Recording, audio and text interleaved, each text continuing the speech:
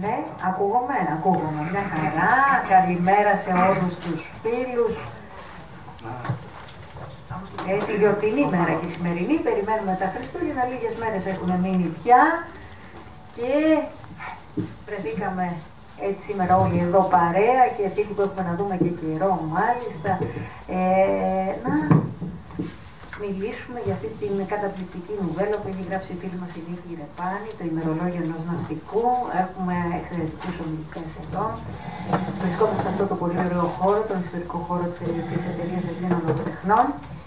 Και θα καλέσω καταρχήν τον πρόεδρο της εταιρείας Ελλήνων Λογοτεχνών, εικαστικό και ποιητή, τον Κώστα τον Καρούσο, να κάνει ένα χαιρετισμό, ένα καλωσόρισμα για τη σημερινή εκδήλωση και μετά έχουμε μία έκπληξη. Ούτε εγώ δεν την ξέρω την έκπληξη. Φανταστείτε, το συντονίζω. Έλατε, σωστά. Λοιπόν, να καλέσουμε τον πρόεδρο.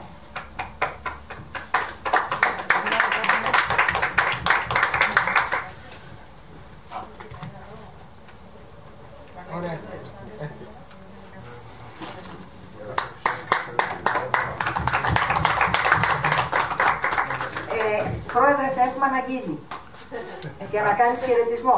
Ευχαριστώ, Παναγιώτη.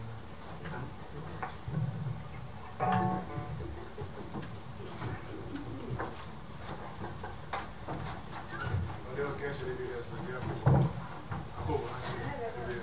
Δεν υπάρχει μικρόφωνο. Επηρεάζει. Ένα μεγάλο ευχαριστώ. Πρέπει να κατανοήσετε ότι κάθε μέρα η εταιρεία κάνει εκδήλωση. Σήμερα έχει δύο εκδηλώσεις. Ο κόσμος έχει πάρα πολύ κουραστεί. Αν βάλουμε και τον καιρό, κάποιοι την έχουν γερώσει. Συνεχίζουμε όμως γιατί δεν μπορούμε να κάνουμε διαφορετικά. Ευελπιστούμε με τον καινούργιο χρόνο να μην έχουμε πια την εβδομάδα, γιατί αυτό κάποια στιγμή καταντάει φοβερά κουραστικό και για μένα και για αυτούς που κάνουν εκδήλωση. Να πω 5 λόγια όμως, γιατί πρέπει να πω για το ημερολόγιο ενός ναυτικού, μιας εκλεκτής φίλης της Νικολέτας Ρεπάνη, εκτός της Όστρια. Είναι πεζογραφικό τόλμημα, εκλεκτή φίλη, και καλλιτέχνημα ψυχής ταυτόχρονα το ημερολόγιο ενός ναυτικού να αποτελεί βάση και αναφορά ψυχογραφικής και αλληγορικής καταγραφής της ζωής με σημαντικά γεγονότα προσωπικού βιώματος ενός καπετάνιου, που ξεκίνησε ως θαλασσόλικος το 1900 τα πελαγικές του ταξίδια. Έτσι, στο υπερατλαντικό ταξίδι του πλοίου Ναύαρχος Μιαούλης, οι πρώτες εμπειρίες στη Ξενιτιά και σε μέρη εξωτικά. Και το 1905 επιστροφή στο χωριό. Στο θωρηκτό Αβέρο ένιωσε τη σιγουριά της εκπαίδευσης και ως αξιωματικός πλέον ακολούθησε ο γάμος του Νικόλα με τη φιλιό του, ο ερχομός του γιού του και ο θάνατος της φιλιός του. Ακολουθεί η συνθήκη των Σευρών το 1920 και η Ελλάδα γίνεται των 5 θαλασσών και των 2 υπήρων. Η συνθήκη της Λοζάνης το 1923, αφού βέβαια προκλήθηκε η μεγάλη καταστροφή, η μικραστή καταστροφή του 1919-22. Ακολουθεί το καραβόσκαρο μικρό μπρίκι του Νικόλα στο όνομα φιλιό της γυναίκας του και η βάπτιση της βάρκας, ο διάπλος στο Βόσπορο και στη Μαύρη Θάλασσα, ο ερχομός της Γοργόνας και το πρόσταγμά της σε κοντινά μόνο ταξίδια. Η φιλιό ήταν όμως ο έρωτας της ζωής, τον Νικόλα, και μετονομάστηκε η φιλιό σε στενό. Η φιλιό όμως είναι και παραμένει μαζί του στη σκέψη του και στα όνειρά του και στις αναμνήσεις του. Φανερή όμως η μυθοπλασία της Νίκης στο ημερολόγιο του ναυτικού, η μεταμόρφωση της Γοργόνας στο πρόσωπο του αγαπημένου, της αγαπημένης του φιλιός, Δεκέμβρης του 1936, η πυκνή ομίχλη τότε και το ναυάγιο που σκόρπισε σε πανιά και μαδέρια της στενοκρατικές, πτώματα και χαλασμός. Και να κλείσω με ένα υπέροχο κομμάτι που έχει στο Χριστόφυλλο η Νικολέτα. Δεν είναι ο χρόνος, εκλεκτή φίλη της διαδρομής, που έχει μικρύνει, ούτε το μέγεθος των καραβιών που έχουν μεγαλώσει. Είναι που βλέπουμε διαφορετικά τα μεγέθη της ζωής. Και αυτή είναι μεγάλη αλήθεια. Από εποχή σε εποχή και από περίοδο σε περίοδο τα πράγματα αλλάζουν. και πρέπει ή να προσγειωνόμαστε ή να προσμετράμε τα νέα πράγματα με τις δικές μας βιωματικές καταστάσεις. Νικολέτα, σε ευχαριστώ πάρα πολύ. Καλή συνέχεια. Και έχουμε την έκπληξη τώρα. Πάμε.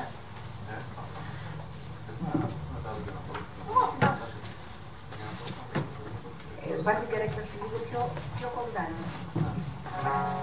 Εργαλείο.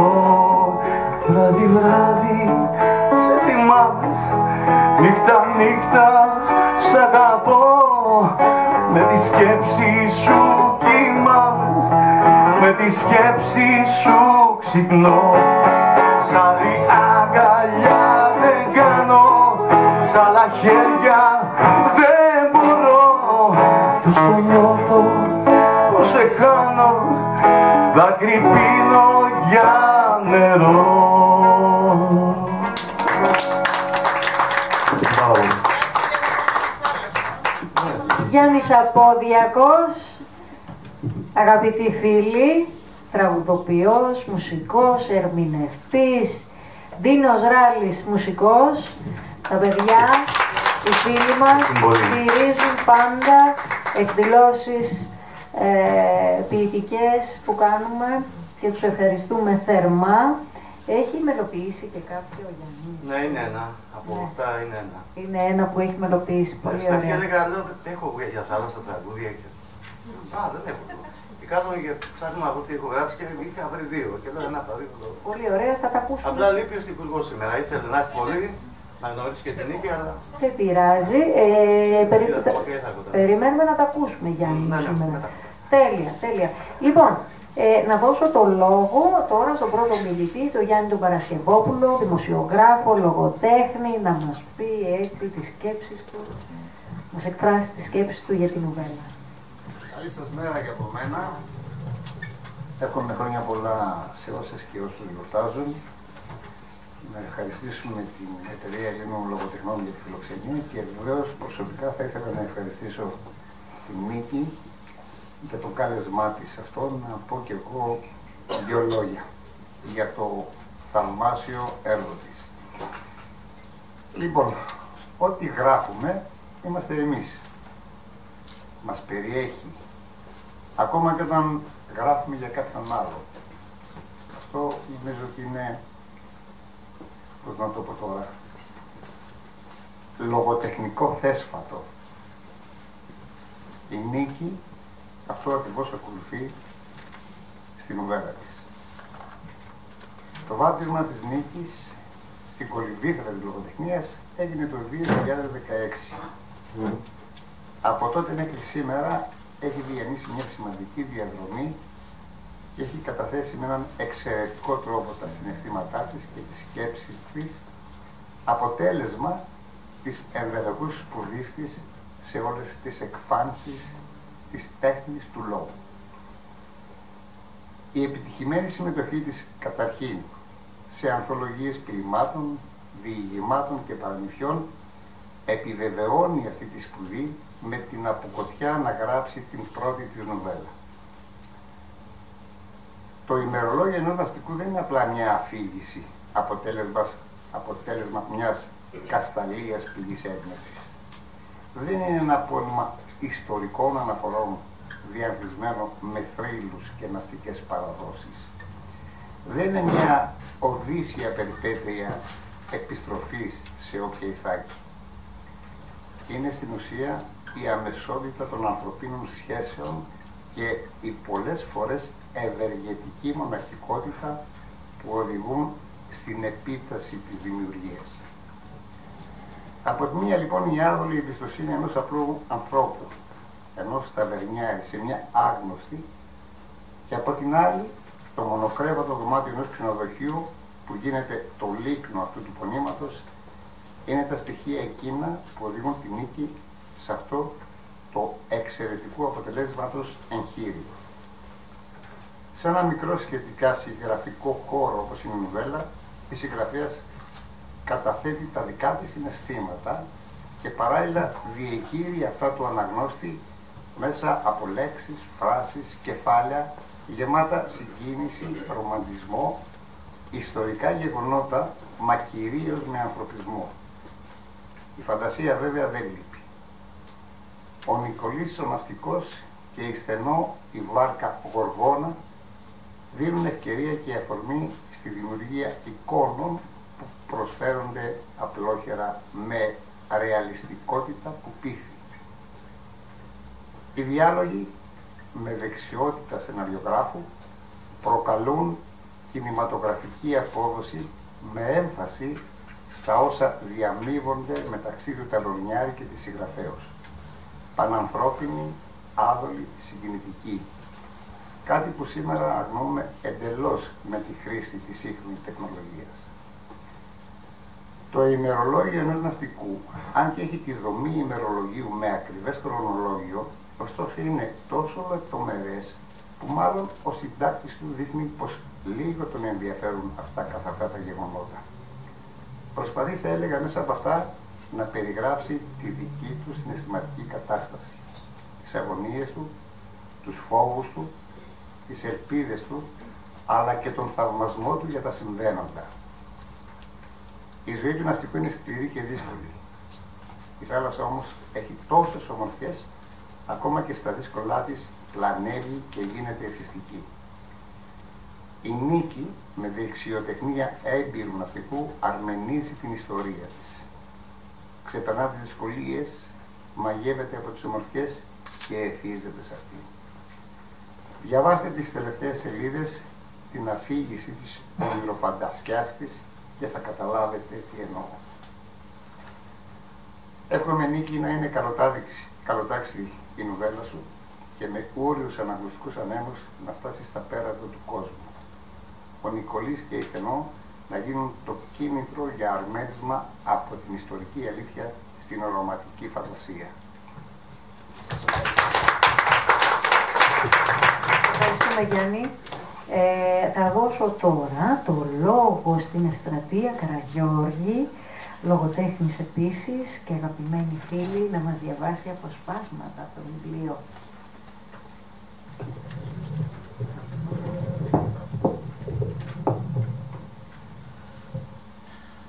Καλημέρα σας. Όλο το επόμενο πρωί ήμουν θλιμμένη. Κάτι μου έφταιγε. Ούτε να φάω ήθελα, αλλά επειδή ποτέ δεν αφήνομαι, κατέβηκα για το μπάνιο μου. Άλλωστε οι μέρες περνούσαν. Δεν ήταν καλό να χάνω την ηρεμία της θάλασσας. Ξάπλωσα κάτω από ένα δέντρο, στην αμμουδιά, και απλά κοιτούσα τα μικρά κύματα που έρχονταν και φιλούσαν την ακτή απαλά και ύστερα αποτραβιόντουσαν, αφήνοντας τόπο στα επόμενα κύματα. Θυμήθηκα τότε που ήμουν μικρή και έψαχνα στην άκρη της θάλασσας για κοχύλια.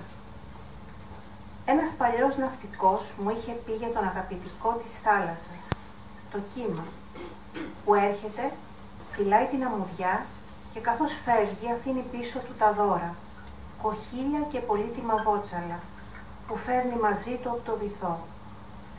Της ψιθυρίζει φεύγοντας, θα ξανάρθω, και εκείνη του απαντάει, θα περιμένω. Η ζωή του καθενός θυμίζει τη θάλασσα, που κάλλιστα μοιάζει με ένα βιβλίο.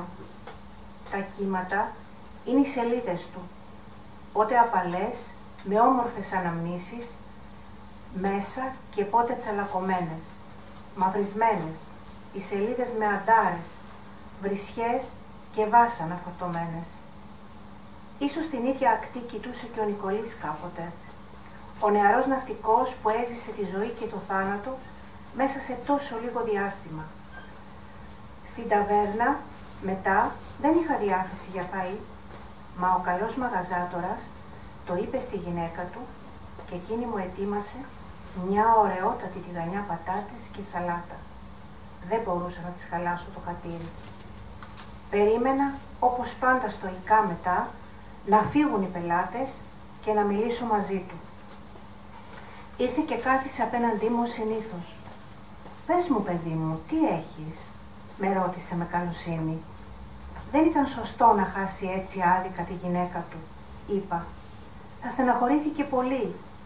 Έμεινε και μόνος του με ένα παιδί. Τη φιλιό την αγαπούσε μια ολόκληρη ζωή, όπως είχε πει κάποτε στο γιο του, τον πατέρα μου. Την αγαπούσε ακόμα και όταν ήταν παιδί και δεν ήξερε τι θα πει αγάπη και έρωτας. Και εκείνη πρέπει να τον αγαπούσε το ίδιο. Και αυτό το περίμενε και δεν παντρεύτηκε, παρά τα ωραία προξενιά που της πήγαιναν. Όταν την έχασε, κλείστηκε στον εαυτό του, αφέθηκε, πένθησε για χρόνια. Το παιδί το ανέλαβε η μάνα του και το μεγάλωσε με πολύ αγάπη. Ύστερα ήρθε ο πόλεμος. Ήταν αξιωματικός του πολεμικού ναυτικού. Όταν τον κάλεσε ο κουντουριώτης, δεν επιτρεπόταν να αρνηθεί. Αυτό τον κράτησε και στη ζωή. Πολέμησε με αυτοθυσία για να ξεχάσει να κλείσει τις πληγές. Έτσι θεραπεύτηκε και γύρισε πίσω νικητής το 1917. Τον ξαναφώναξαν όμως να υπηρετήσει το 1918 και τελικά επέστρεψε το 1923. Ήταν τότε που ξεκίνησε να πραγματοποιεί ένα όνειρό του. «Αλήθεια, ποιο?» τον ρώτησα με ανυπομονησία. «Α, είπαμε, θα ξεδιπλώσεις μόνη σου το κουβάρι στην ιστορία. Δικό σου το καρούλι της πετονιάς. Κοίτα να μη σου μπερδευτεί». «Είπες πως ξέρεις από ψάρεμα, σωστά?» «Ναι», απάντησα, χωρίς δισταγμό. «Έχεις δίκιο». Και θυμήθηκα τις νικηφόρες ναυμαχίες που κατάφεραν. Έτρεξα πάλι με χαρά στο δωμάτιό μου να συνεχίσω την ιστορία.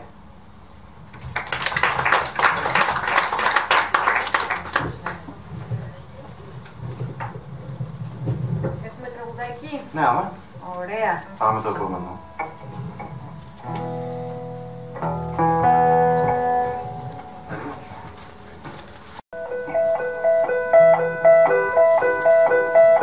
Αχ, θάλασσα μου σκοτεινή, θάλασσα κρυεμένη, που θα με βγάλει το πρωί, σε ποια στεριά μου ξένη, που θα με βγάλει το πρωί, σε ποια στεριά μου ξένη. Αχ, θάλασσα μου σκοτεινή, θάλασσα κρυεμένη,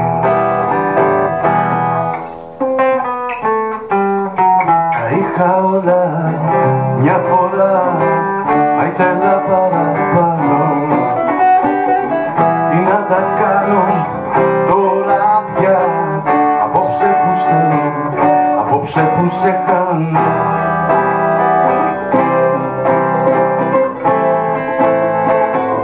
Απόψε που σε κάνω.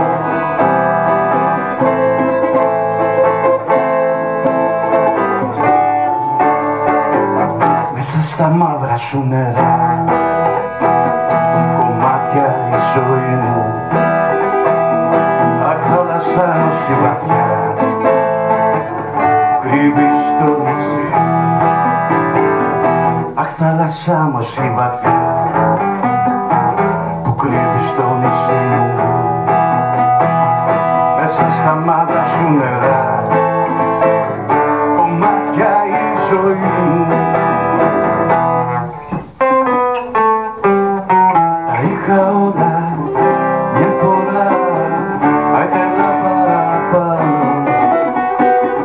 Τι να τα κάνω τώρα πια, απόψε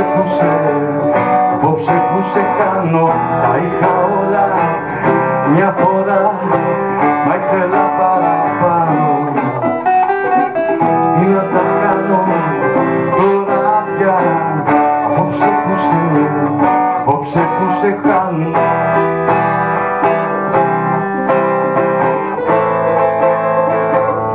Απόψε που σε κάνω.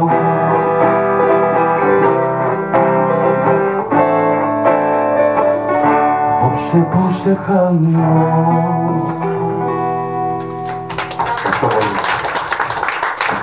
Ευχαριστούμε, παιδιά. Και θα δώσω το λόγο τώρα στη Χρύσα την Νικολάκη, κριτικός λογοτεχνίας, θεάτρου, ποιήτρια, συγγραφέας, μεταφράστρια, θεολόγος. Χρύσα μου, ο λόγος σε σένα. Καλησπέρα, χρόνια πολλά για τις ημέρες. Χαρητήρια στη Νίκη. Χαίρομαι πολύ που το παρουσιάζουμε εδώ. Ευχαριστούμε τον πρόεδρο για τη φιλοξενία. Ευχαριστούμε τις εκδόσεις Όστρια για το υπέροχο βιβλίο, να τα λέμε αυτά. Το ημερολόγιο ενός ναυτικού. Είδα τη θάλασσα να ξεχυλίζει ψάρια. Την είδα να αλλάζει χρώματα. Την είδα από φόσφορη τη νύχτα να γίνεται πράσινη το πρωινό και να παίρνει από τα χρώματα της ήριδας τα πιο ωραία και να γίνεται όμορφη, εξαίρετο θέαμα και βάλσαμο στις ψυχές και στις καρδιές μας. Η συγγραφέας Νικολέτα Ρεπάνη στην πρώτη της αυτή νουβέλα με τίτλο «Το ημερολόγιο ενός ναυτικού» μας θυμίζει εκείνο το νοσταλγικό αίσθημα που προσλαμβάνουμε από την ανάγνωση του ημερολογίου ενός αθέατου Απριλίου, του Ελίτη. Και γιατί το λέω αυτό, που το στηρίζω? Μα φυσικά, στη μορφή της χρονικής καταγραφής και την τεχνική μιας τέχνης του χρόνου, αυτής της αίσθησης του κινηματογράφου. Αυτή η προσέγγιση της αιωνιότητας μας δίνεται απλόχερα μέσα από πολλά στοιχεία της νουβέλας, όπως οι γοργόνες, οι νηριίδες της Μαύρης Θάλασσας, η ιστορία της Ανεράδας, το μυστήριο της πλανέφτρας θάλασσας και όλος αυτός ο μαγικός κόσμος που ξετυλίγεται εντός του. Η αργή κίνηση, οι εικόνες που σταματάνε και οι προοδευτικοί μετασχηματισμοί, στοιχεία όλα κινηματογραφικά, μεταπηδούν στην νουβέλα και ζωντανεύουν εμπρός μας έναν υπέροχο σκηνικό καμβά. Η γλώσσα παραμένει μεστή, υποβλητική. Διαφοροποιείται βέβαια σταθερά από τη γλώσσα της αφήγησης και έτσι μας βοηθάει να διακρίνουμε χωροχρονικά το ένα επίπεδο από το άλλο. Ωστόσο, αυτό δεν αλλοιώνει τη συνοχή του βιβλίου. Αντίθετα, η συγγραφέας με τα κατάλληλα εκφραστικά μέσα πετυχαίνει να δέσει μεταξύ τους τις ενότητες. Ιδεολογικά τώρα, η νουβέλα κινείται σε δύο επίπεδα. Η δεύτερη, η κρυφή, η μυστική διάσταση, δεν ταυτίζεται με την αισθητή, με την ορατή, με την πρώτη, όμως υποδηλώνεται, σημαίνεται. Η δίπλοκη σχέση μεταξύ φθαρτού και αιωνίου εκτείνεται σε πολλές περιοχές της νουβέλας και αποκαλύπτει σημαίνοντα ιστορικά γεγονότα και προσωπικά βιώματα.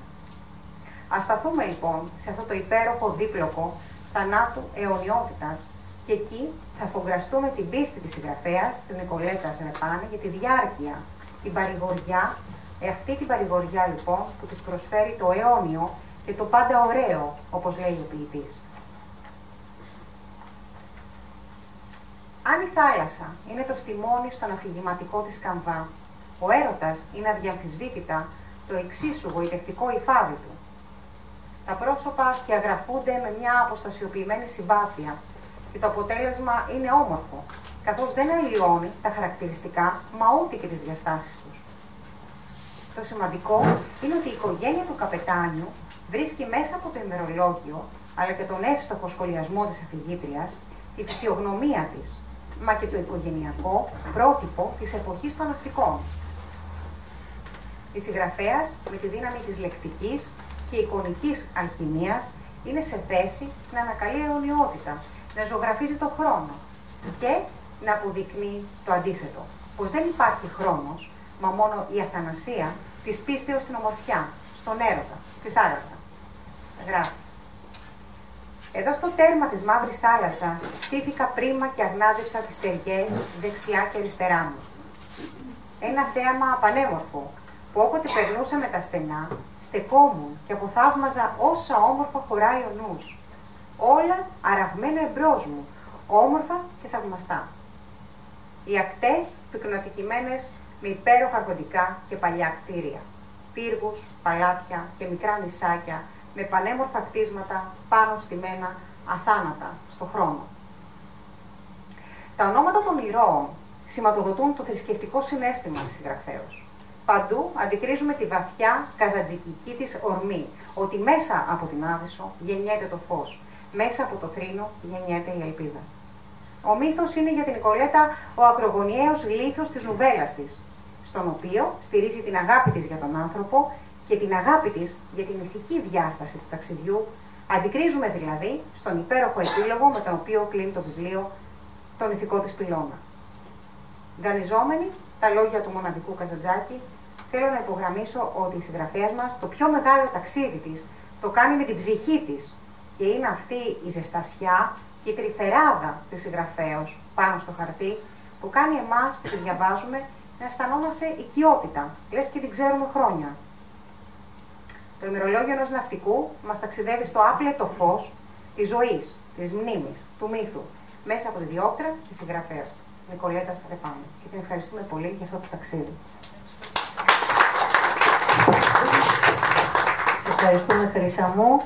Και θα δώσω το λόγο τώρα στο Βαλέριο Νατσκέμπια να μας διαβάσει αποσπάσματα. Έχουμε άλλη μια... Μπορεί να φέρουμε μια σελίδα. Θα κάτσει εκεί. Βαλέριος Νατσκέμπια, τενόρος, ηθοποιός, λογοτέχνης.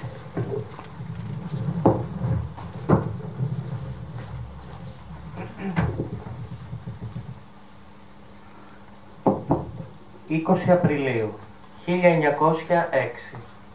Ο ερχομός του γιού μας. Ξημέρωσε ο Θεός τη μέρα. Η Φιλιόκυλο πονάει όλη τη νύχτα. Δύσκολη γέννα, είπε ο γιατρός. Το παιδί έχει κατέβει ανάποδα και δεν βγαίνει εύκολα. Οι γυναίκες πηγαίνουν έρχονται. Η μαμή της βάνει και βράζουν πανιά όλη τη νύχτα. Της έβαλαν λάμπες κοντά στην κοιλιά, πας και βοηθήσει η ζέστη το παιδί να γυρίσει. Την ακούω όλο το βράδυ να φωνάζει και να κλαίει και θέλω να τρέξω κοντά της, μα δεν μ' αφήνουν. Έρχεται ο γιατρός, κάτι θέλει να μου πει. Μακάρι να είναι γιος. 30 Μαΐου 1906. 40 μέρες πέρασαν, αγαπημένη μου γυναίκα, από εκείνο το μαρτυρικό βράδυ που γέννησα στο γιο μας. Είναι όμορφο παλικαράκι. Έχει τα μάτια σου. Σαν με κοιτάει, νιώθω πως με κοιτάς εσύ. Μου λείπεις, άγγελέ μου. Σήμερα γυρίσαμε από την εκκλησία που είχαμε το μνημόσυνό σου. Ο Θεός να αναπαύσει την ψυχή σου. Δεν σε χόρτασα. Δεν προλάβαμε να χαρούμε τον έρωτά μας. Ίσως σε μια άλλη ζωή. Φιλιό μου, να με περιμένεις.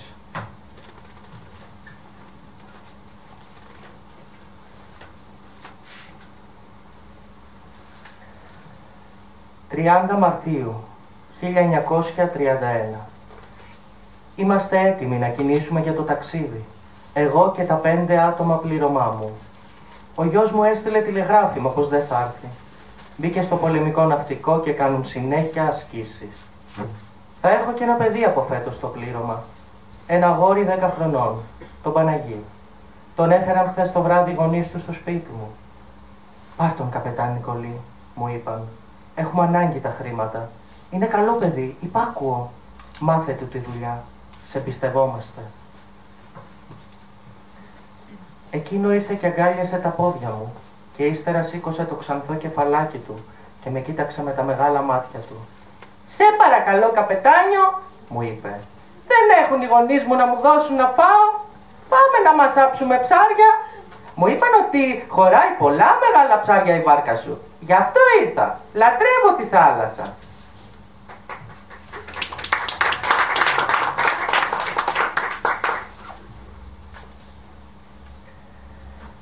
15 Δεκεμβρίου 1936. Στη ζωή μου έχω ζήσει πολλές φορτούνες, χαλασμούς, πολέμους. Πόνεσα και έκλαψα πολύ σαν έχασα δικούς μου αγαπημένους ανθρώπους. Θρήνησα για χρόνια τη γυναίκα μου. Λαβώθηκα κατάστηθα σαν έθαψα τους γονείς μου. Άντεξα, μέστοσα. Πάλεψα για χάρη του γιού μου.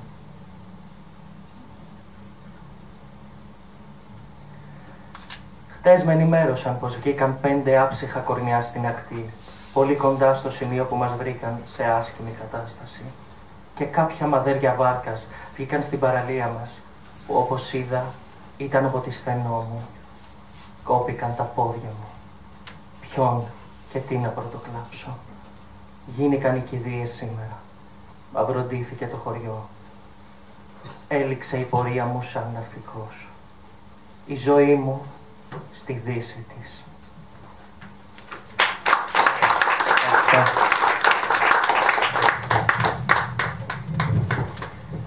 Σε ευχαριστούμε, Βαλέριε, και θα δώσω το λόγο τώρα στο Δημήτρη το Φιλελέ, ποιητή, συγγραφέα.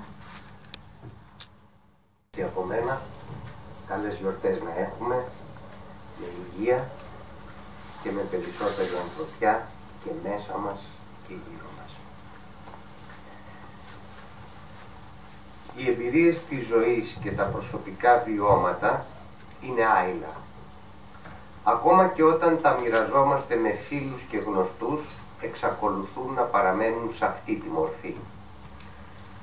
Όταν όμως κάποιος από εμάς αποφασίζει να πιάσει στα χέρια του το χαρτί και το μολύβι, να τα καταγράψει και να τα κάνει κοινό κτήμα στο παρόν και στο μέλλον, τότε τα πράγματα αλλάζουν. Με μια τέτοια συνθήκη έρχεται αντιμέτωπη η συγγραφέας Νικολέτα Ρεπάνη, όταν ο εγγονός ενός ναυτικού της εμπιστεύεται με αθωότητα και αγάπη το ημερολόγιο του παππού του. Στιγμές προσωπικές, στιγμές καθοριστικές για τη ζωή του αλλά και των άλλων, στιγμές που στιγμάτισαν τη ζωή του και την πορεία του ως ανθρώπου σε καιρούς δύσκολους και συχνά επικίνδυνους. Τι οδηγεί όμως τους ανθρώπους να καταγράψουν επιλεκτικά τις μνήμες τους? Μάλλον είναι η ανάγκη τους να μην χαθούν στις ρογμές του αδάμαστου χρόνου, όσα τους κίνησαν το ενδιαφέρον για ζωή, όσα τους σημάδεψαν ανεξίτηλα με ή παρά τη θέλησή τους. Τι οδηγεί τους ανθρώπους να επιθυμούν να σκαλίσουν το παρελθόν και να ανασύρουν στην επιφάνεια τις μνήμες των άλλων? Μάλλον είναι η ανάγκη τους να ενωθούν νοερά με εκείνους που πέρασαν αλλά δεν χάθηκαν στη λησμονιά. Είναι άραγε συμπτωματική η συνάντηση της συγγραφέως με τις κιτρινισμένες σελίδες του ημερολογίου και όσα αυτές τις αποκαλύπτουν για τη ζωή ενός καπετάνιου που στάθηκε όρθιος στις τρικυμίες μέχρι τέλους? Τι πρόκειται για ένα από τα πολλά τεχνάσματα της ζωής που απροσδόκητα και με γλυκές κάποτε συνωμοσίες τραβά την κουρτίνα και μας δωρίζει μια ακτίνα φωτός. Όπως και να έχει το πράγμα, μια απόδραση χαλάρωσης κοντά στη θάλασσα, τα απομεινάρια μιας βάρκας σε μια απόμερη παραλία και ένας καλοκάγαθος ταβερνιάρης είναι αρκετά για να δώσουν το έναυσμα για να στηθεί η αφήγηση μιας γλαφυρής ανθρώπινης ιστορίας. Από τη στιγμή που η συγγραφέας έρχεται σε επαφή με τις γραπτές αναμνήσεις του καπετάνιου, όλα αλλάζουν και η πεζή καθημερινότητα παραμερίζει και παραχωρεί τη θέση της σε μια ζωή γεμάτη δράση, τόσο διαφορετική από αυτή που έχουμε συνηθίσει να κυλά σαν ποτάμι με ήρεμη ροή και χωρίς ιδιαίτερες εκπλήξεις. Ο κεντρικός ήρωας, ο Νικολής Παπαγεωργίου, ένας νεαρός ναυτικός, ζει σε μια εποχή σημαντικών κοινωνικών ανακατατάξεων στην Ελλάδα αλλά και σε ολόκληρο τον κόσμο. Οι αναμνήσεις που καταγράφει στο πρώτο μέρος του ημερολογίου του από το 1900 μέχρι το 1917, ακόμα και σήμερα φαντάζουν επικά κατορθώματα. Ο διάπλους του Ατλαντικού ωκεανού με ιστιοφόρο, το ψάρεμα καρχαριών, το αντάμωμα με τον τυφώνα στον Ειρηνικό ωκεανό, αλλά και η μετέπειτα συμμετοχή του σε ναυμαχίες κατά τη διάρκεια των Βαλκανικών πολέμων, όπως και στον Πρώτο Παγκόσμιο, είναι περιστατικά που μάλλον χρειάζεται περισσότερο από μια ζωή για να τα ζήσει κάποιος. Και όπως πάντα μετά τη θύελλα επικρατεί η νηνεμία, έτσι έρχεται το ξύπνημα του έρωτα για τη Φιλιό, με επιστέγασμα το γάμο και τον ερχομό του μοναδικού γιού τους, του Μανώλη, που θα σημάνει και το τραγικό τέλος της ζωής της συζύγου του. Γιατί έτσι είναι η ζωή. Με το ένα χέρι σου δίνει και με το άλλο σου παίρνει. Το 1923, μετά από τις ταπεινώσεις που η πολιτική και τα συμφέροντα οδήγησαν την Ελλάδα, αποφασίζει να παραιτηθεί από το βασιλικό ναυτικό, αλλά δεν μπορεί να φανταστεί τη ζωή του μακριά από τη θάλασσα. Η Φιλιό γίνεται ψαροκάικο και ρίχνεται στα κύματα για τον επιούσιο. Ο κίνδυνος παραμονεύει και πάλι σε κάθε ταξίδι. Η στενό, το στοιχείο της θάλασσας, ζητά το μερτικό της από τη ζωή του και κομματιάζει την καρδιά του καπετάνιου. Όμως βάζει τη ζωή των άλλων πάνω από τη ζωή τη δική του. Της κάνει το χατήρι, η Φιλιό γίνεται στενό και εκείνη βρίσκει τρόπο να του το ανταποδώσει. Πού είναι η αλήθεια, πού είναι το ζωντάνεμα του θρύλου, πού είναι η ονειροφαντασιά, μόνο εκείνος γνωρίζει. Κι αν τα στοιχιά μπορούν να δείξουν καλοσύνη, δεν συμβαίνει το ίδιο και με τους ανθρώπους, τα πιο άγρια πλάσματα της φύσης. Το αράπικο κουρσάρικο σκορπίζει το σκαρί του σε συντρίμμια, στέλνει στο υγρό μνήμα του βυθού του συντρόφους του και εκείνος ίσα που καταφέρνει να σώσει τον Παναγί, τον πιο μικρό από το τσούρμο του. Είναι 15 Δεκεμβρίου 1936. Είναι η τελευταία μέρα που ο καπετάνιος γράφει στο ημερολόγιό του.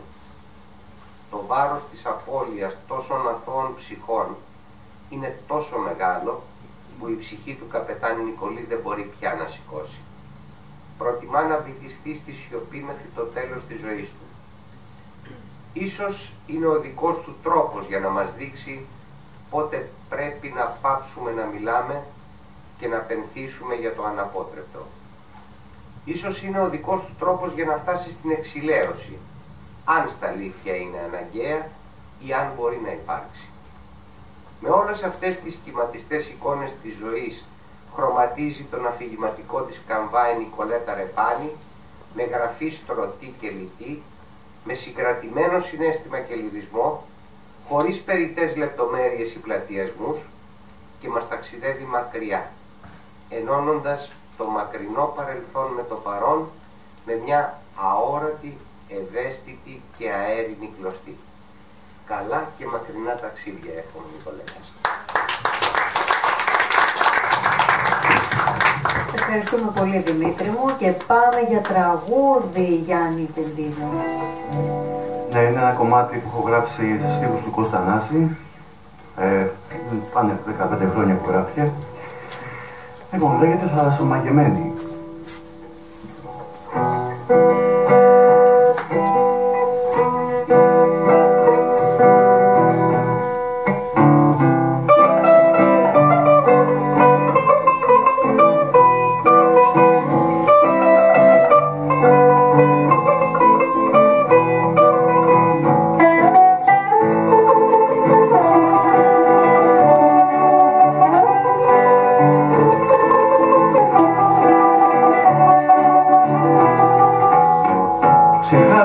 Στα κύματα δεν βλέπω να γυρίζει, το νιώθω πως δεν πρόκειται ποτέ να ξαναρθεί.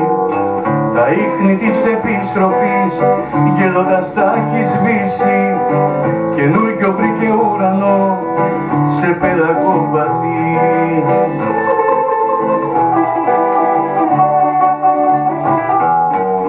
Ίσως να την κρατήσανε κοντά τις οι γοργόνες και κρύψαν από τον κόσμο της για πάντα τη στεριά. Μπορεί και να της είπανε πως νιώθουν τόσο μόνες, χωρίς την ασπροφώτιστη δική της ομορφιά.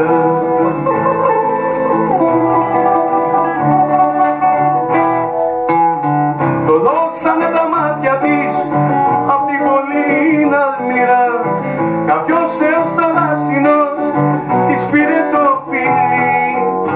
Παλάτια θα της έταξε με τη γλυκιά του λύρα, τη δύση θα της χάρισε και την Ανατολή.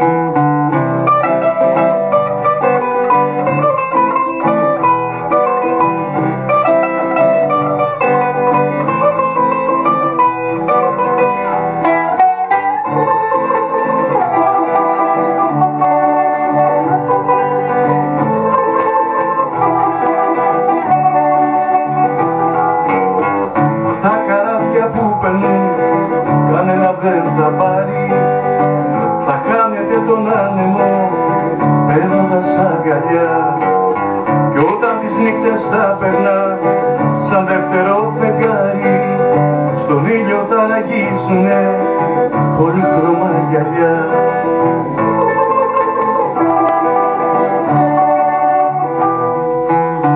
Θολώσανε τα μάτια της απ' την πολύ αλμυρά, κάποιος θεός θαλάσσινος της πήρε το φιλί.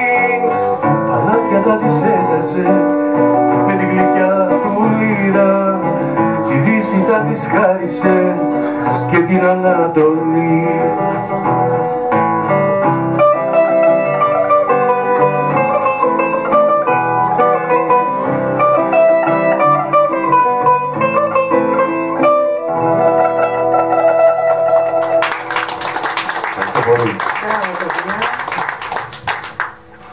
Λοιπόν, και πάμε στην εστρατεία μας να μας διαβάσει αποσπάσματα.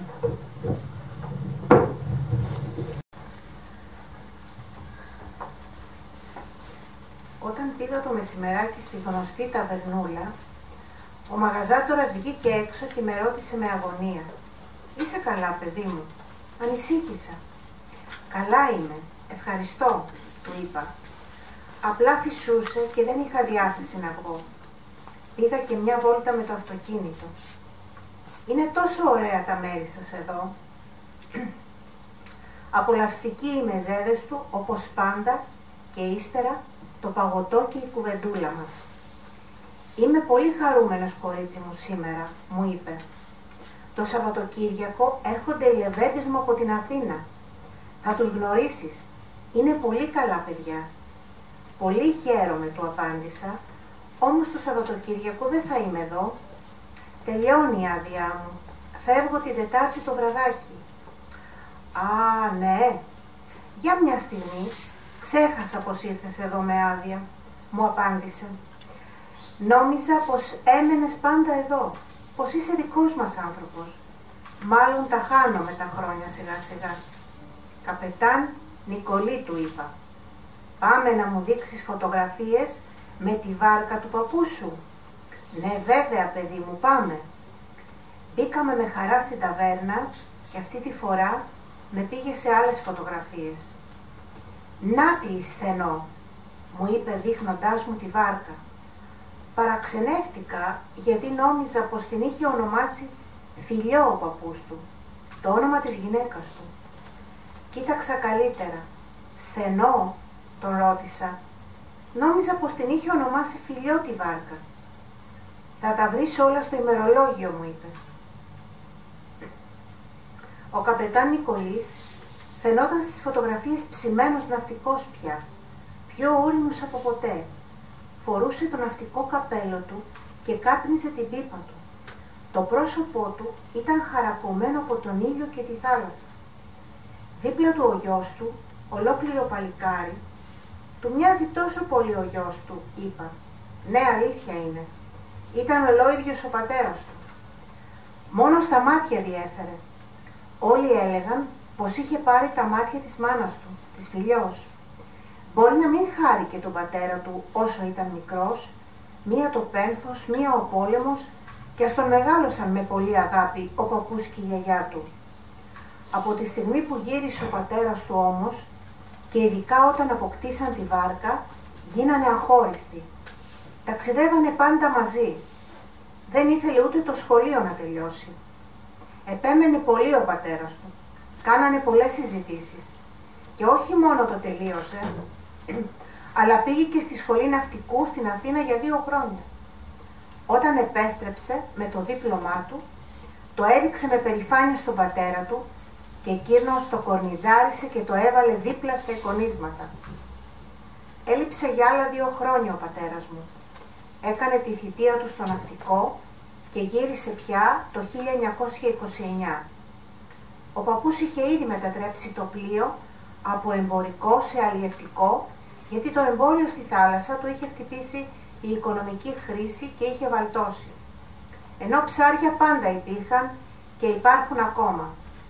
Πήρε ψαράδες πλήρωμα στο πλοίο, ανθρώπους από την πόλη που ήταν έμπειροι και δουλευταράδες. Έμπειρος και εκείνος και ο γιος του. Άρχισαν τα μακρινά ταξίδια όταν άκουγαν για σφυρίδες, ξυφίες και άλλα μεγάλα ψάρια που τα μοσχοπουλούσαν μετά όταν γύριζαν. Έτσι έφταναν να ταξιδεύουν συχνά στη Μαύρη Θάλασσα και το Βόσπορο. Γερόσκαρη η βάρκα τους. Είχε γίνει ανθεκτικό με τα χρόνια. Ήταν καλοτάξιδο. Όμως η ξένη θάλασσα, όσο όμορφη κι αν είναι, κρύβει κινδύνους. Είναι άγνωστα νερά. Ειδικά για τη Μαύρη Θάλασσα έχουμε ακούσει πολλές ιστορίες εμείς οι ναυτικοί. Όπως, «Σε παρακαλώ, πες μου μια ιστορία», του είπα. «Καλά, θα σου πω από τα χρόνια που ήμουν εγώ ναυτικός την ιστορία της Ανεράδας», μου είπε.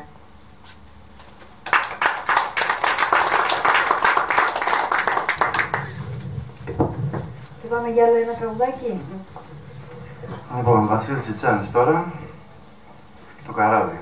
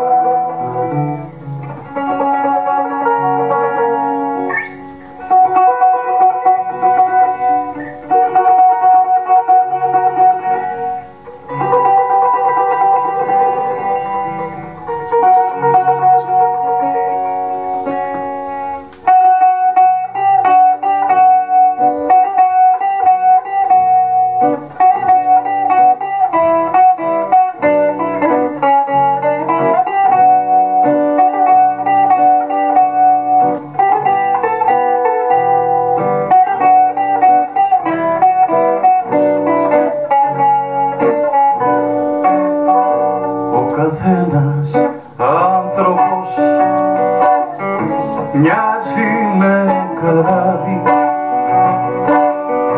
που χαράσοδέρνεται βράδυ και πρωί. Το βαρύς ο πόνος του, το κορμί του σκάβει, ώσπου το λιμάνι του κάποτε θα βρει.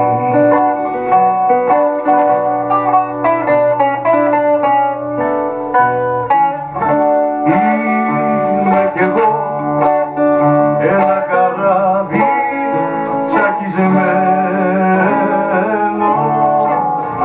κι από σένα η αγάπη περιμένω. Είμαι κι εγώ ένα καράβι τσακισμένο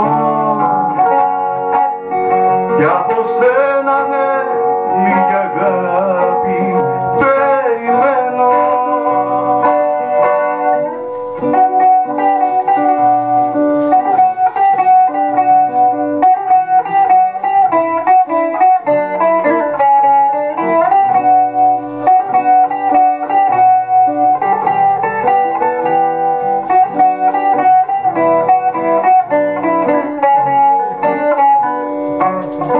Στη μεγάλη θάλασσα που ζωή τη λένε μας χτυπούν τα βάσανα με απανθρωπιά. Στη μεγάλη θάλασσα κάθε μέρα κλαίνε, όμως υπομένουμε μας ποτέ πια.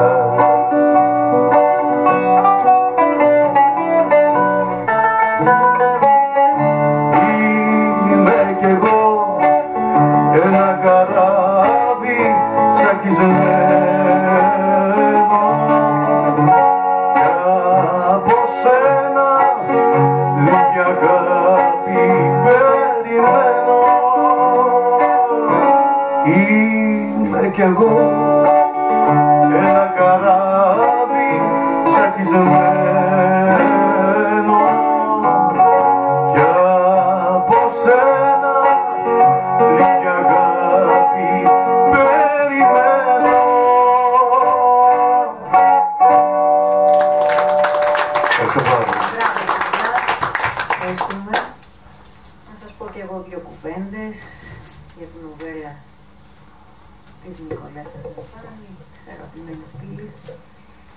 Το ημερολόγιο ενός ναυτικού της Νικολέτας Ρεπάνη είναι, κατά την άποψή μου, μια εξαιρετική νουβέλα που ενσωματώνει τον πλούτο και την ποικιλομορφία της λογοτεχνίας, συνδυάζοντας ιστορικά γεγονότα, περιπέτεια, έντονα συναισθηματική αφήγηση και αναμόχληση σκέψεων για το ταξίδι του ανθρώπου στη ζωή. Κινητοποιεί στον αναγνώστη ένα αίσθημα έκπληξης, απόλαυσης και του προβληματισμού καθώς ξεφυλίζει τις σελίδες του. Η αφήγηση είναι ζωντανή και δυναμική, προσφέροντας μας εικόνες που θυμίζουν θαλασσογραφία ταλαντούχου ζωγράφου και καλώντας μας να βυθιστούμε σε αυτές, να γνωρίσουμε όλα τα μυθικά πλάσματα που έχουμε ονειρευτεί σαν παιδιά. Το ιστορικό στοιχείο του βιβλίου παίζει εξίσου σημαντικό ρόλο, καθώς η συγγραφέας αναφέρεται σε σημαντικά ιστορικά γεγονότα όπως τα κατορθώματα του Ναβάρχου Κουτουβιώτη, αλλά και η σκοτεινή περίοδος 1912-1913, δημιουργώντας στον αναγνώστη συναισθήματα θλίψης αλλά και περισυλλογής. Το βιβλίο όμως έχει βαθύτερες προεκτάσεις, καθώς μέσα από τη διάχυση των εικόνων και τη διερεύνηση ιστορικών καταστάσεων μας προκαλεί να επεξεργαστούμε θέματα όπως η ανθρώπινη κατάσταση, ο υπαρξισμός και η αλληλεπίδραση μεταξύ πραγματικότητας και μύθων. Οι προκλήσεις και εμπειρίες που αντιμετωπίζει ο ναυτικός στη Μαύρη Θάλασσα συμβολίζουν το υπαρξιακό ταξίδι ενός ατόμου που περιηγείται στα τραχιά νερά των αβεβαιοτήτων και των αγώνων της ζωής. Η παρουσία μυθικών στοιχείων, όπως οι σιρήνες, οι νεράιδες και οι ταραγμένες θάλασσες, απεικονίζει τους εσωτερικούς μας φόβους, απέναντι στις προκλήσεις και τις μεταβολές της ζωής. Η διαπλοκή ιστορικών γεγονότων με μυθολογικά στοιχεία αντικατοπτρίζει τη συνύπαρξη πραγματικότητας και του μύθου που βιώνει πολλές φορές η ανθρώπινη συγκίνηση. Οι ιστορικές αναφορές σε γεγονότα όπως η Βαλκανική πόλεμη και η αναφορά σε μυθικά πλάσματα όπως οι Γοργόνες παρουσιάζουν ένα μείγμα ιστορικής πραγματικότητας και μυθικής φαντασίας, προκαλώντας προβληματισμούς σχετικά με το πώς η ιστορία είναι συχνά συνυφασμένη με τον μύθο στην κατανόησή μας για το παρελθόν. Οι ζωντανές περιγραφές της θάλασσας και του φυσικού κόσμου είναι μια εξερεύνηση της σχέσης μεταξύ ανθρωπότητας και φύσης. Αυτή η σχέση μπορεί να ερμηνευτεί φιλοσοφικά ως προς το πώς τα ανθρώπινα όντα κατανοούν και αλληλεπιδρούν με το φυσικό κόσμο και πώς αυτή η αλληλεπίδραση διαμορφώνει τελικά τις εμπειρίες και την ύπαρξή μας. Το ταξίδι του πρωταγωνιστή μπορεί επίσης να θεωρηθεί ως ένα ταξίδι αναζήτησης ταυτότητας και σκοπού. Μέσα από τα μάτια του καπετάνιου ξαναγεννιέται πολλές φορές μέσα στον καθέναν από εμάς,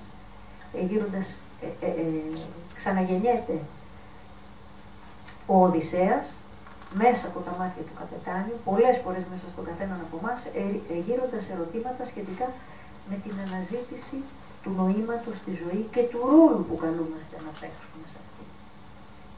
Η νουβέλα παρουσιάζεται ως ημερολόγιο, προκειμένου να συνδέσει τη μνήμη με την ιστορία, προκειμένου να κατανοήσουμε πώς οι προσωπικές μας ιστορίες και μνήμες διαμορφώνουν την ταυτότητα και την αντίληψή μας για τον κόσμο, καθώς και πώς επηρεάζονται από τα ευρύτερα ιστορικά και κοινωνικά πλαίσια μέσα στα οποία ζούμε.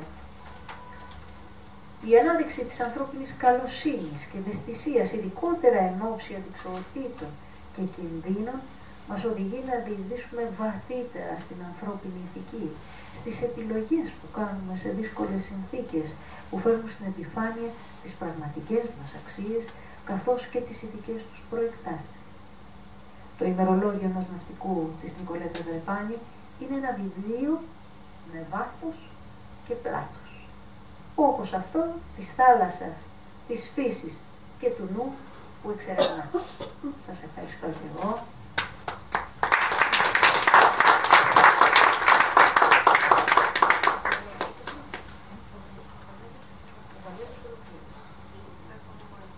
Ωραία, πάμε λοιπόν σε ένα ακόμη απόσπασμα.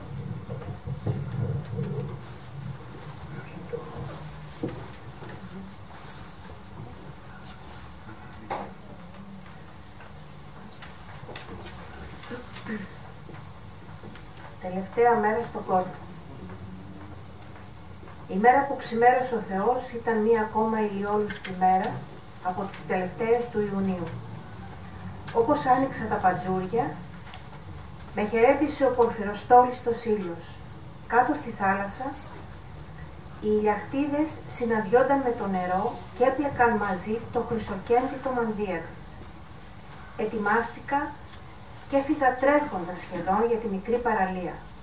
Ήθελα να κάνω το μπάνιο μου και σήμερα μακριά από τον κόσμο, δίπλα στη στενό, σε ό,τι είχε απομείνει δηλαδή, από την παλιά δόξα της περίφημης βάρκας. Πόσο ζεστή και ηρεμένη η θάλασσα το πρωί. Μετά από δυνατό κολύμπι μιας ώρας μέσα στο νερό, αφήνεσαι στις θεραπευτικές ακτίνες του ήλιου για λίγο. Αφού χαλάρωσα αρκετά, έκανα να φύγω πια από την παραλία. Πλησίαζε 10 και ο ήλιος άρχιζε να καίει. Είδα έναν ψαρά εκεί στα βράχια, όχι πολύ μεγάλο σε ηλικία, μα με πολύ δουλεμένο σώμα.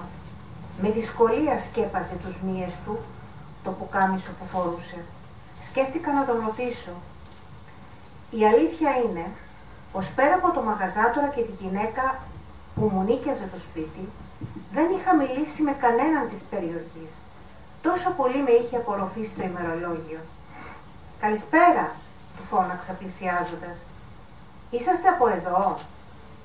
«Καλησπέρα», μου απάντησε σχεδόν ψυχρά. «Ναι, γέννημα θρέμα. Γιατί ρωτάς?» «Ήθελα να σας ρωτήσω για το ναυάγιο που είναι εδώ, αν ξέρετε κάτι γι' αυτό».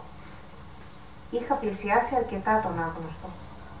Καθώς σήκωσε το πρόσωπό του, είδα ότι ήταν ηλικιωμένος, αλλά είχε και μια σκοτεινιά στη ματιά του. «Γιατί ρωτάς, ποια είσαι?» με ρώτησε απρόθυμα. «Είμαι συγγραφέας», του απάντησα. «Θα γράψω για την ιστορία της Στενός, ετούτης εδώ της βάρκας». «Και πώς το ξέρεις πως λεγόταν Στενό?» με ρώτησε. Πέταξε στην άκρη το καλάμι και ορθώθηκε απειλητικός μπροστά μου. Έτσι, με τον ήλιο στις πλάτες του, με τη μεγάλη άσπρη γενιάδα και τα μακριά κάτασπρα μαλλιά του, μου φάνηκε πανύψηλος, σαν ολόκληρος ημίθεος.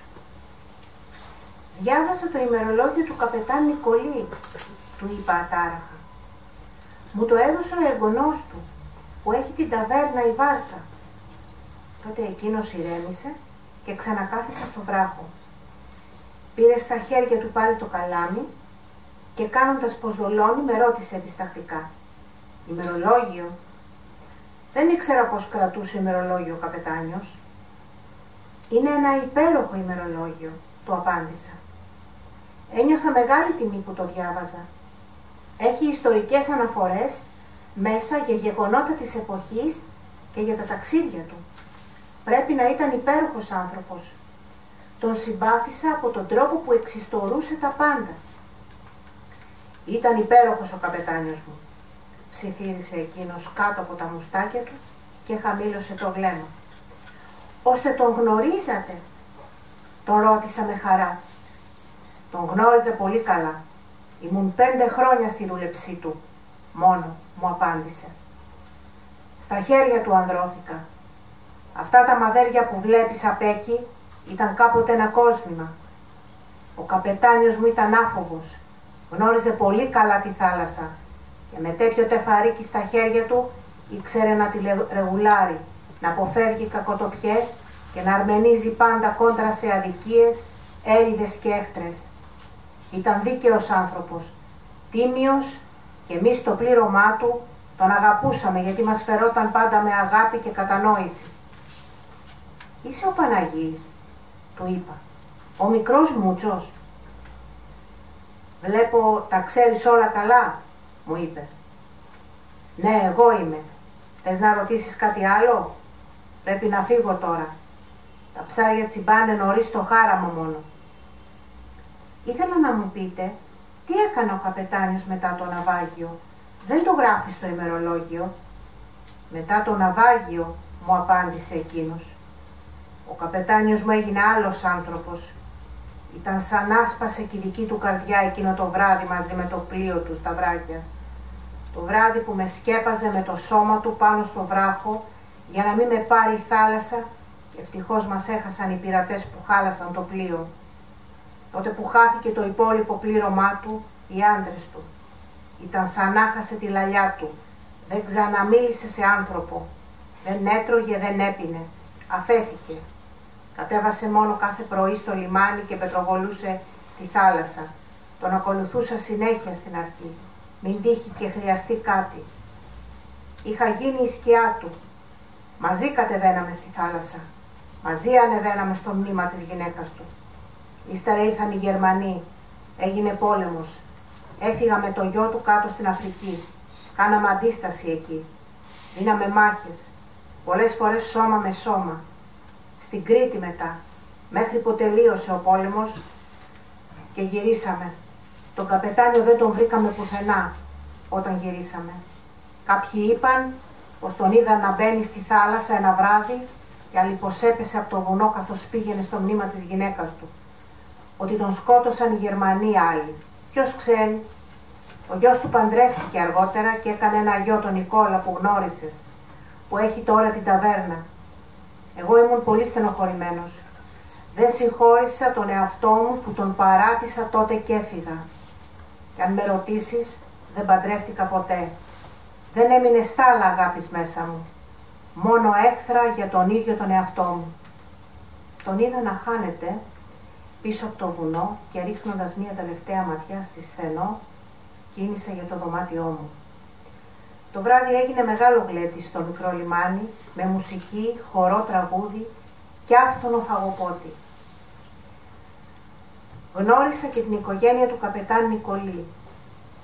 Με σύστησε στη γυναίκα του, τους γιους του. Του παρέδωσα το ημερολόγιο και τον ευχαρίστησα πολύ για την εμπιστοσύνη και την εκτίμηση που μου έδειξε. Το επόμενο πρωί, φεύγοντας, τον χαιρέτησα και τον ευχαρίστησα για όλα όσα έκανε τόσο καιρό για μένα. Στην Αθήνα μετά, μικρή απόδραση από την καθημερινότητά μου ήταν να επαναφέρω μνήμες από τις μέρες μου στον Κόρφο, το ημερολόγιο, τις συζητήσεις μας με τον Νικολή, τις φωτογραφίες που είδα. Έτσι, σελίδα τη σελίδα, μέσα σε 2 μήνες, γράφτηκε ετούτο το βιβλίο. Φυσικά, όταν εκδόθηκε, πήγα λίγα αντίτυπα στο μαγαζάτορα και εκείνος πήρε το ένα και το έβαλε μέσα σε μια ειδική θήκη, δίπλα στο κάδρο της Θενό. Θα μετάξει τον Νίκη μου το αριστοειδηματικό σου έργο και θα πάρω τον τίτλο από το τραγούδι του Γιάννη του Απόδιακου, «Θαλασσομαγεμένη». Μας θαλασσομάγεψε σε τούτο το κυριακάτικο πρωινό. Ευχαριστούμε πάρα πολύ.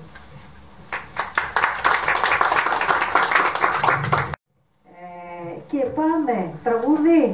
Πάμε τραγούδι. Λοιπόν, Μάνος Ξηρούς, Μέλιγρο.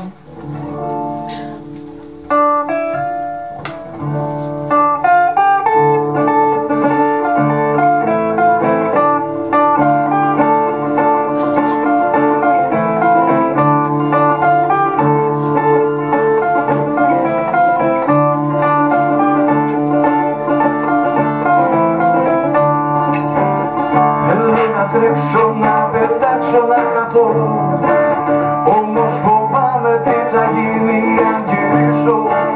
Τον εαυτό μου να γελάσω προσπαθώ, μα κάπου μέσα μου βαθιά δεν θα το σβήσω. Αυτά σκεφτότανε τα βράδια στη δουλειά κι η γκρίζα άβρα της γινότανε πιο μαύρη. Ρημένανε καλά ευχαριστώ, μα άλλο πράγμα την τρυπά και την χαλάει. Είναι ωραία η θάλασσα γιατί κινείται πάντα, γιατί έχει πολλές στεγές, καμία δεν σ' αλλάζει. Δώσ' μου για φιλοδόρημα, τραγούδι με την πάντα. Είναι ωραία η θάλασσα γιατί με σένα μοιάζει.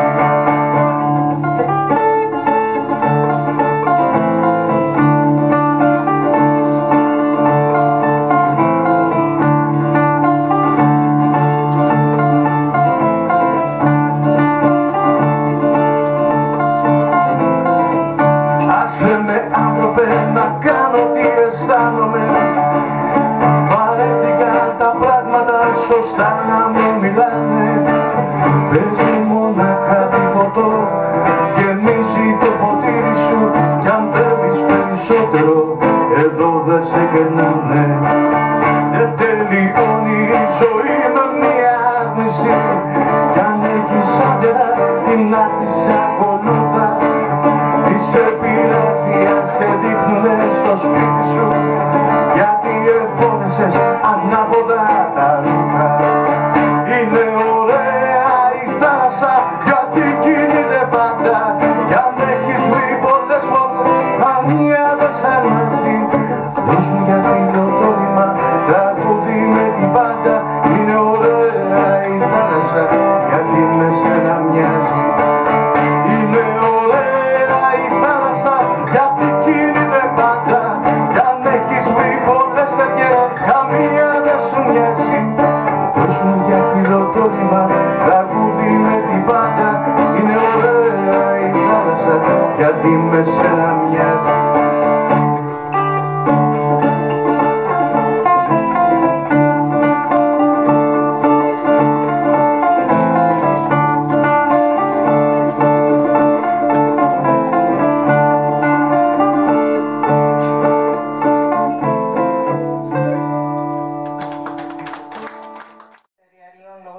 Για την τιμή να μας φιλοξενήσουν εδώ απόψε. Θα ευχαριστήσω τους υπόλοιπους συντελεστές βέβαια αργότερα. Απλά να σας πω δύο λόγια για το βιβλίο μου. Η αλήθεια είναι πως όταν ξεκίνησα να γράφω τη βάρκα, όπως την ονόμασα στην αρχή, ήθελα να θυμηθώ μια έκθεση που είχα γράψει στο Λύκειο για μια βάρκα στην Ακρογιαλιά.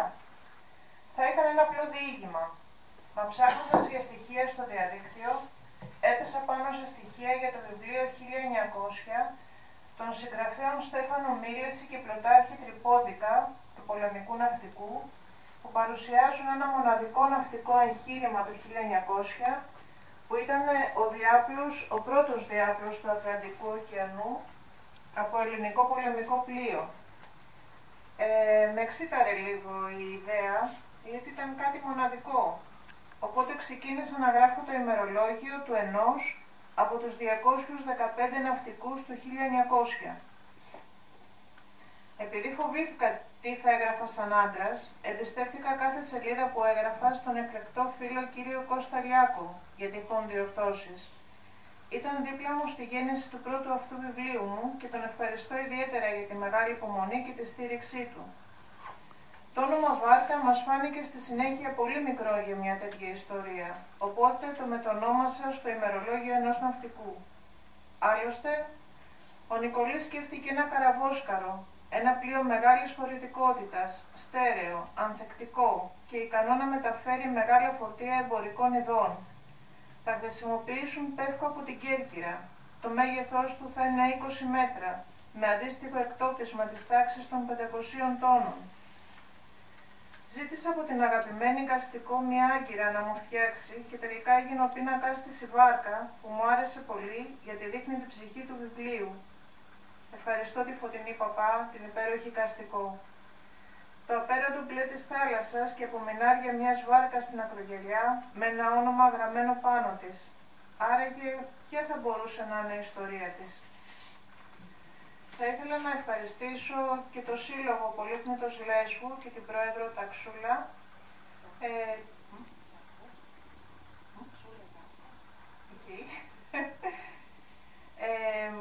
τη μητέρα της, που την εκπροσωπεί απόψε εδώ, και τους φίλους από τη Μυτιλήνη, είναι τιμή μου που ήρθατε. Τον εκδότη μου, φυσικά, τον κύριο Κωσαυτόπουλο, που εμπιστεύτηκε τη γραφή μου. Μετά από τα ποίηματά μου, εμπιστεύτηκε και την πρώτη νουβέλα μου. Χίλια ευχαριστώ. Θα ήθελα να ευχαριστήσω τη συγγραφέα, διανοήτρια, την αγαπημένο μου Παναγιώτα Μπλέτα, τη φίλη καρδιάς θα έλεγα, τη Χρύσα Νικολάκη, ευχαριστώ πάρα πολύ όμως. Τον κύριο Δημήτρη Φιλελέ, ευχαριστώ, τιμή μου. Τον Γιάννη Παρασκευόπουλο, ψάξα για το τέλος βέβαια, τον Περιστεριώτη φίλο μου, δημοσιογράφο, την Δούλα και τον Βαλέριο, τα φιλαράκια καρδιάς που είσαστε πάντα δίπλα μου και αφηγηθήκατε με τον δικό σας τρόπο και μας αποδώσατε έτσι με ωραία συναισθήματα μέσα από το βιβλίο. Τους μουσικούς μας, τον Γιάννη και τον Τίνο. Ευχαριστούμε Γιάννη για τα υπέροχα τραγούδια που επέλεξες. Ναι, αρκετά, δεν ξέρω θα προλάβουμε, πώς θα προλάβουμε ακόμα, πιστεύεις. Εντάξει. Και όλους τους φίλους και φίλες που είσαστε απόψε εδώ. Και φυσικά και τον Δημήτρη, τον φωτογράφο μας, τον Έμανον. Ευχαριστούμε. Δεν έχω λόγια. Να είστε καλά. Εγώ εύχομαι μέσα από την καρδιά μου καλές γιορτές, υγεία, αγάπη και ειρήνη σε όλους.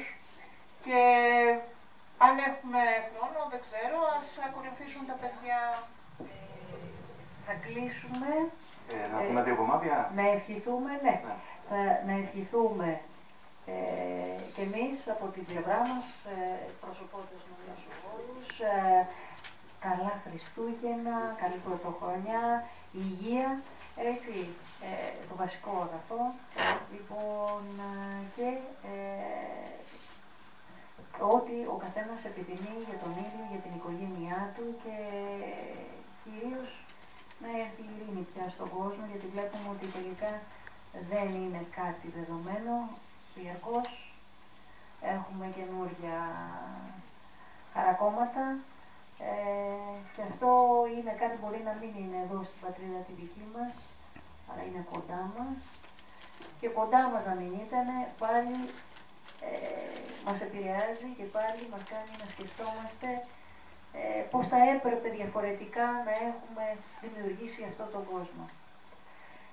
Πάμε να κλείσουμε με δύο υπέροχα τραγούδια από τους μουσικούς μας, τους οποίους ευχαριστούμε θερμά, να το επαναλάβω, και γιατί είναι και πάντα δίπλα μας, έτσι. Εγώ ευχαριστώ, βέβαια, καιρό να παίξω εδώ. Εγώ καιρό να παίξω μπουζούκι, 15 χρόνια, μπροστά σε κόσμο. Από παρατημένο. Πριν συνεχίσεις, να πω ότι μετά, μόλις τελειώσουν τα παιδιά, θα υπάρχει ένα μικρό κέρασμα. Θα έχουμε, καταρχήν θα υπογράψει συγγραφέας, για όσους δεν έχει υπογράψει το βιβλίο της. Μπορείτε να έρθετε εδώ, να βγάλετε και φωτογραφίες όσοι δεν έχετε βγάλει, δεν έχει υπογράψει το βιβλίο, και ένα μικρό κέρασμα εκεί κοντά. Από τη Μυτιλήνη. Ναι, από τη Μυτιλήνη. Λοιπόν, και σας ευχαριστούμε φυσικά και εσάς όλους θερμά που είσαστε εδώ σήμερα, αυτή την ωραία μέρα, μια προεόρτια έτσι μέρα. Λοιπόν, για να γιορτάσουμε αυτή την ημέρα ουσιαστικά, πάμε με τραγούδι. Λοιπόν, το ένα είναι του... Άσπρα καράβια τα όνειρά μας, άσπρα καράβια τα όνειρά μας, για κάποιο ρόδινο γυαλό, άσπρα καράβια τα όνειρά μας. Και θα αρμενίζουν ο καρά μας, μέσα στο ρόδινο γυαλό, άσπρα καράβια τα όνειρά μας.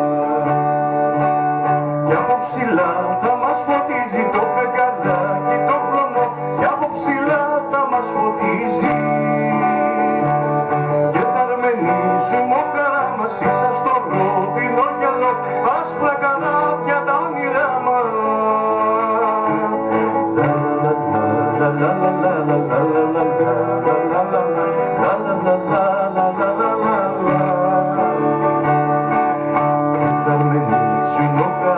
Ίσα στο ρόδινο γυαλό, άσπρα καράβια τα όνειρά μας, άσπρα καράβια τα όνειρά μας, άσπρα καράβια τα όνειρά μας.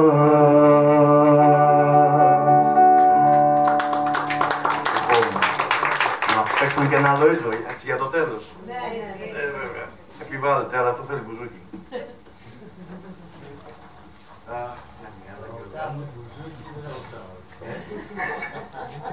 Εγώ κάνω μπουζούκι. Έχω πει τα πάντα, οπότε δεν έχω θέμα. Λοιπόν, Μάνος Λοΐζος, πάλι για καράβια θα μιλήσουμε. Λοιπόν, ναι, είναι η μέρα.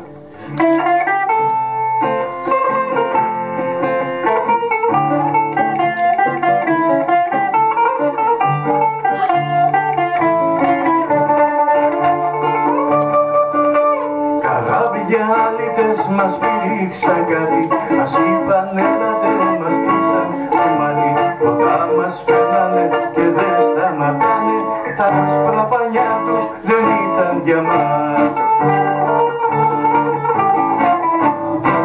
Το μάμο χέρι, τσιγάρο, μοιάζει με καμένο χαρό. Κι όταν τα σβήσει τα τίποτα, σκόλασε το βλέπει.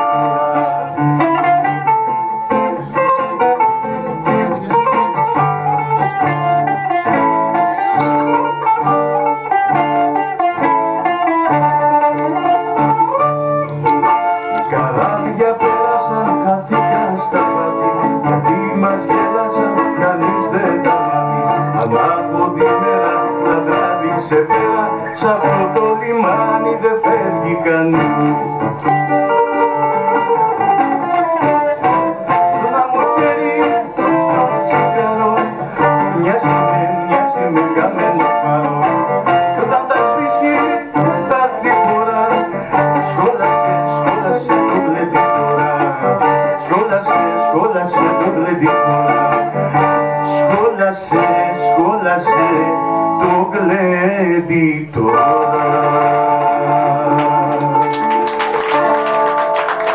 Ευχαριστώ πολύ. Σας ευχαριστούμε θερμά όλοι. Πιστεύω είχατε μια ωραία μέρα. Συστάγαμε λίγο.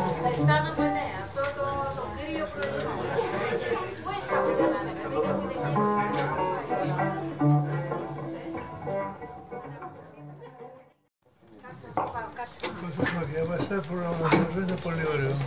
Να είσαι καλά, 2,5 χρόνια το τραγούδι. Και εγώ να δεις. Το πλαίσιο.